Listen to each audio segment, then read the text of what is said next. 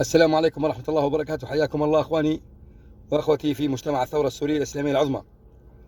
أنا باسم الثورة السورية أخاطب قادة حماس الشيعية الرافضية.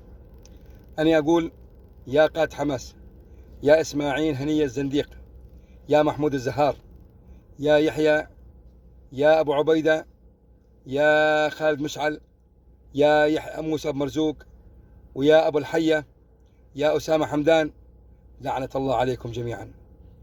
ألا لعنة الله عليكم، والله لن تنتصروا ولن ينصركم الله عز وجل، والله ولن تحرروا القدس في يوم من الأيام، ولا يأتي على يدكم النصر، لأن عقيدتكم فاسدة، لأنكم منافقين كذابين أنجاس مرتدين على الإسلام أصلا.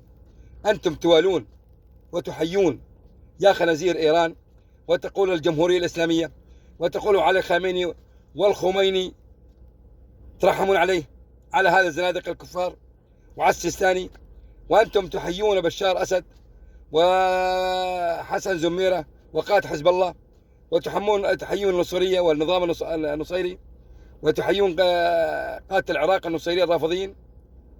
أنتم أين دينكم وأين عقيدتكم يا خنازير، يا رافضة، يا أنجاس؟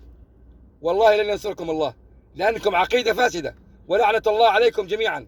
والله قطر الدم من أهل السنة والجماعة في سوريا أفضل منكم مليون مرة، وما جرى بسوريا من وراء الروافض والنصيرية والأقليات الدينية الكافرة وإيران المجوس لم يجري على وجه الأرض، وأنتم كل يوم تحيينهم وترحبونهم وتحيون قادة الثورة. لعنة الله عليكم، ألا لعنة الله عليكم، والله لن ينصركم الله إن شاء الله، لأنكم عقيدة فاسدة، لأنكم أنجاس، والله أنتم خارج ملة الإسلام والله.